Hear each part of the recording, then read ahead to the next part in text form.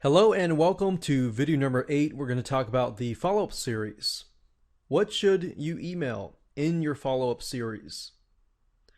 Well, you can provide more gifts and more training. Usually 4 to 5 weeks of training is good before you actually email out promotional offers. So basically remember, balance education, then promotion. Education, then promotion. Do it back and forth. And you also want to stick with a medium, as this will attract a certain type of person as well. You can either do videos, you can do audio podcasts, you can do just plain text emails, but whatever you choose, try to stick with one consistently. So video, textual, or audio. You can do a video a week if you like to do videos and that's faster for you, or you can do textual, or you can do audio podcasts as well. Now, the key to this is connect each week backwards.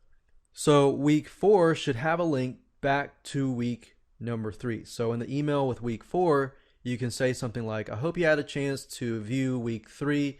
If you haven't, here's the link.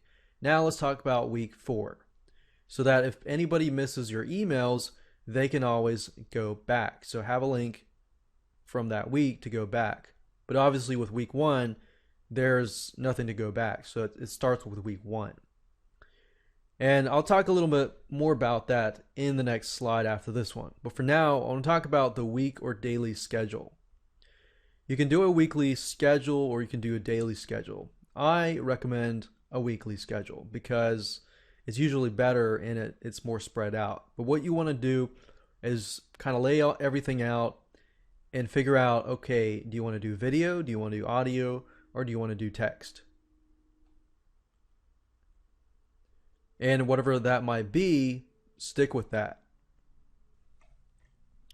Now, let me help you out by giving you a sample email 1 and sample email 2. With a sample email 1, this is what I would write. This is basically the initial offer. I would say, welcome and thanks for signing up. Here's your gift. And then, of course, I would include the link. And then, of course, after that, I would say something like, next week, I'll be checking up on you with some more tips on X topic. Stay tuned. So this first email sets the tone for the future emails. Then, of course, we got sample email number 2. And I would say something like, I hope you enjoyed your gift, and if you missed it, here's your link. So I point back to the email number 1. And then I would say one way of using this gift is to increase X is blah. So that would be my tip for email number 2. And then after that, providing that email tip, I would say today I want to elaborate on this more, blah, blah, blah. So I'd elaborate on it more. And then I would set the tone for the next email and say, next week we'll discuss blah. See you then. So sample email number 3, 4, 5, and more would be basically the same as this format here.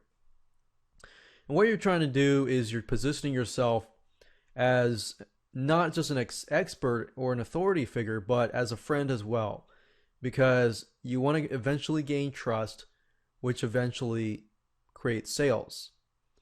And most people start emailing without creating that relationship and trust. Avoid doing that. Be patient. Otherwise, it's going to lower the conversions. No trust equals no sales.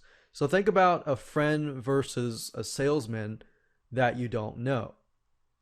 With a friend, it's somebody who you trust in terms of long term. If they recommend something, you're more likely to say, okay, I'll go try that out, versus somebody on the street or sales guy saying, hey, go try this out, right? So you want to position yourself as a friend. Higher conversions, long-term list strength, and sales. With a salesman, it's short-term hype. They get all excited, but then that wears off later on. You may make sales in the beginning, but of course then you're going to lose your conversions later down the road.